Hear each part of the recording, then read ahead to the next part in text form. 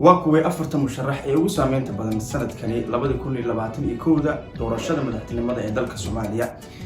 ilaa iyo dhowr iyo toban musharax ayaa waxay ku tartamayaan madaxtinimada dalka Soomaaliya nin kasta wuxuu doonayaa sidii uu ku guuleysan lahay ama uu noqon lahay madaxweynaha jamhuuriyadda ee sanadda 2021 indhasarcaadkii siyaasadda ayaa dhawaan ka bilaabmi doona Soomaaliya siyaasiyiin aragti mucaarad ku mideysna ayaa ku kala dhaqaaqi doona hadafkii ay ku wada socdeen waxaana bilaabmi doona hardan culus oo u dhaxeeya lama saadaalin karo in shakhsi si fudud ku guuleysan karo laakiin mid dalhubo ayaa ah in murashaxiinta kursiga madaxweynaha ku doona ay ku dadaali doonaan soo saarista xildhibaano iyagoo u codeeya dadka u dhuunduleela arrimaha siyaasadda doorashada waxa ay qabaan inay aad u yar tahay rajada ah in uu soo baxo qof aanan si wanaagsan loo aqoonin hadda hase ahaatee siyaasiyiinta iminka muuqata ay suuragal ka tahay in midkood uu soo baxo waxaase jira in dad kooban oo qaba in wax kasta dhici karaan lana saadaalin karin qofku uu noqon karo madaxweynaha soo socda ee Soomaaliya dadka la saadaalinayo in ay xilka ku guuleysan karaan ayaa kala ah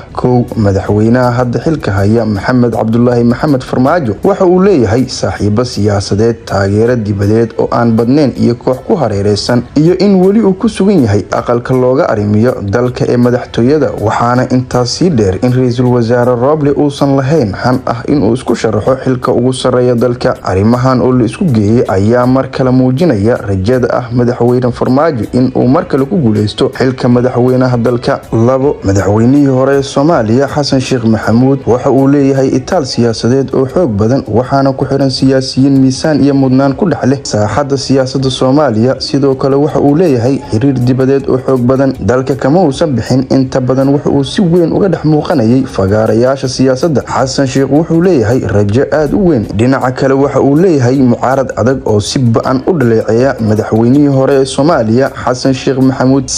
Shariif Sheekh Axmed wuxuu horay u soo noqday madaxweyne uu leeyahay saaxiibo dibadeed marka loo eego sida Xasan Sheekh iyo Farmaajo malahan saaxiibo xoogan wuxuu sumcad ka dhex sameeyay bulshada dhexdeeda intii ay Muqdisho ka socdeen xasaaradihii amni ee doorashada la xiriiray wuxuu aad u adkeeyay nabadda wuxuu mucaaraday muddo kororsigii Farmaajo Mr Axmed isagoo oo hogaamiye u ahaa golihii murashaxiinta wuxuu u muuqday in uu helay la taliyayaal wanaagsan wixii ka dambeeyay markii uu qabtay sanadkii tagay shir jaraa'id oo uu ku dhaliilayay dawladda uu hogaamiyo Farmaajo kadibna uu dhaartay isagoo oo yiri dawladdu waxay la soo baxday dhaqan mooriyaanimo waa suuragal in uu soo baxo haddii Xasan Sheekh iyo Farmaajo aad u hardamaan fursad ayaa halkaas Shariifka uga muuqata waxaana laga yaabaa inta doorashadu socoto uu codad badan helo haddii Xasan Sheekh aysan u muuqan in uu guuleysto codadkiisa waxay u wareegi karaan dhanka Sheekh Shariif siyaasiyiin badan oo olole ka wada Muqdisho rajo badan ma lahan inay soo baxaan sababtoo ah in marka laga yimaado dhaqaalaha aysan lahayn saaxiibo siyaasadeed oo yaqaana masraxa ololaha doorashada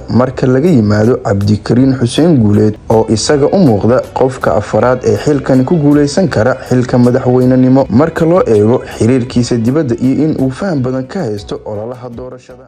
saddexdan musharax ee aad soo daawateen waa saddexdan musharax ee ugu saameynta badan Soomaaliya haatan la joogo musharaxiinta qaar ma haystaan dhaqaale ay ku dagaal tagaan si ay ugu guuleystaan madaxtinimada dalka